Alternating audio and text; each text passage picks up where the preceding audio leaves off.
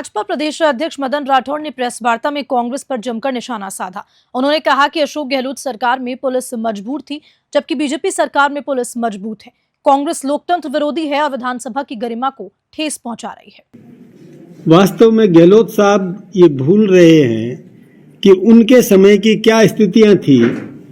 गहलोत साहब जब मुख्यमंत्री थे तब सरकार की क्या हालत थी। सरकार थी कहाँ? सरकार थी ही नहीं। हमेशा उनके उप मुख्यमंत्री और वो खुद अलग अलग होटलों में अपने विधायकों को लेकर के बैठे रहे। कभी सरकार चलाने का उनको अवसर आया ही नहीं, समय मिला ही नहीं। तभी तो बार बार आपने महसूस किया होगा, मीडिया तो जानकार है कि पहले पुलिस पिट के आती थी, मार खा के आती थी, अपराधी उनके चंगुल से छूट जाते थे। कई बार तो किसी अपराधी को पकड़ने के लिए पुलिस गई तो पुलिस को भगा दिया गया। हमेशा पुलिस मार खा के आया करती थी। लेकिन वो हमारी सरकार पर छींटाकशी कर रहे हैं कि आपके राज में ये हो रहा है। देखिए, माफिया पनपाया किसने है? कांग्रेस राज में ये बजरी माफिया पनपे। हमारी सरकार ने त्वरित कार्रवाई की। ऐसा कोई भी घटनाक्रम नहीं है कि जिसमें अपराधी कहीं भाग करके चले गए हों। जहां कहीं भी छोटा मोटा किसी भी प्रकार का अपराध हुआ, हमारी सरकार ने तत्काल कार्रवाई की और अपराधियों को गिरफ्तार करके जेलों में बंद किया, उनको सजा देने का काम किया। किसी भी प्रकार की घटना रही हो, हमारी सरकार ने तत्परता से काम किया। हमारी सरकार कानून व्यवस्था पर पूरी तरह तत्पर है। और यही नहीं, और विकास के मामले में भी जब हमारी सरकार ने विकास के आयाम स्थापित किए तो कांग्रेसी घबरा गए। कांग्रेस को लगा कि ये तो लगातार और काम कर रही है सरकार और छा जाएगी, जनता में इसकी इमेज बन रही है। तो हमारी इमेज को घटाने का उन्होंने षड्यंत्र किया। जो गहलोत साहब कभी सदन में आए नहीं, पूरा एक बार शपथ लेकर के चले गए थे, उसके बाद सदन में आए नहीं। मैंने भी देखा कि मैं 2 बार राजस्थान विधानसभा में रहा, तब भी गहलोत साहब सदन में नहीं आया करते थे। एक बार तो मैंने उनको चैलेंज करके बुलवाया था। अभी लेकिन अचानक कल आ गए आकर के और सुर्खियां बटोरने का काम किया गहलोत साहब ने। मैं गहलोत साहब से ही कहना चाहूंगा कि आपका ही तो शिष्य है जिसको आपने प्रदेश अध्यक्ष बनाया था, और जो उस समय के उप मुख्यमंत्री पायलट जी को हटा करके और डोटासरा जी को प्रदेश अध्यक्ष बनाया था।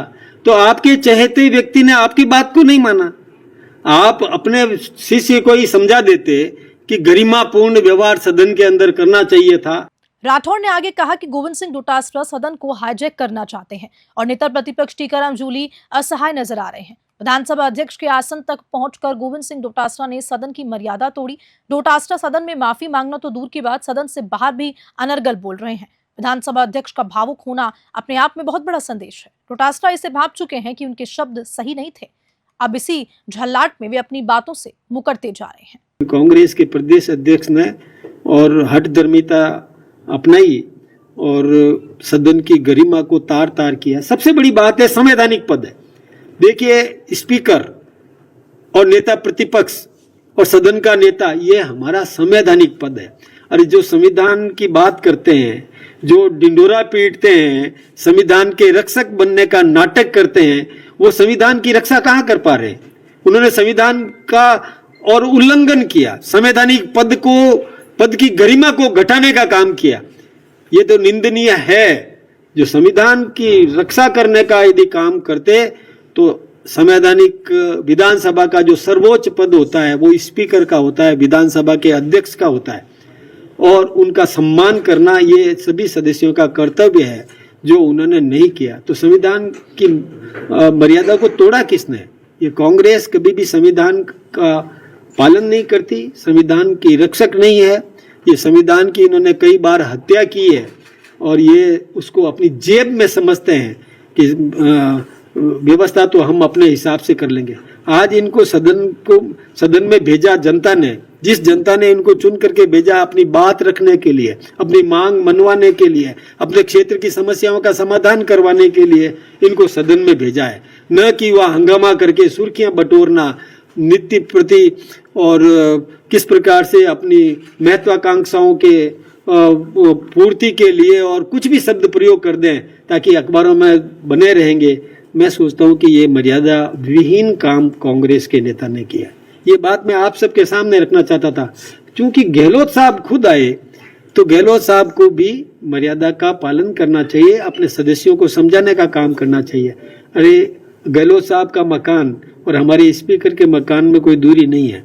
जहां वो धरना देने के लिए आए उससे विधानसभा कोई ज्यादा दूर नहीं थी। आ जाते अंदर और खुद कह देते कि मेरे अध्यक्ष ने जो अमर्यादित व्यवहार किया है उसके लिए मैं माफी मांगता हूं। ये तो उनको कह देना चाहिए था, इतनी तो मर्यादा वही रख लेते। लेकिन ये तो उनको कहना पड़ेगा कि अमर्यादित व्यवहार किया, आसन का अपमान किया, इसके लिए माफी मांगता हूं, ये तो कहना ही चाहिए था। लेकिन वो भी ये नहीं कह पाए और केवल मात्र बाहर अखबारों में मीडिया के सामने अपनी बात रख करके चले गए। सदन का सम्मान उन्होंने भी नहीं किया। सदन का सम्मान करना होता तो सदन में आते, वो भी तो विधायक हैं, वो भी तो सदस्य हैं। जोधपुर की जनता ने उनको चुन करके भेजा है, क्यों नहीं वो सदन का मान रखते? क्या सदन में यदि पूर्व मुख्यमंत्री यदि सदन में चला जाए तो क्या अपमानित होता है? क्या उनको आना चाहिए था, आते नहीं है। मैं सोचता हूं कि उनका व्यवहार भी अशोभनीय है।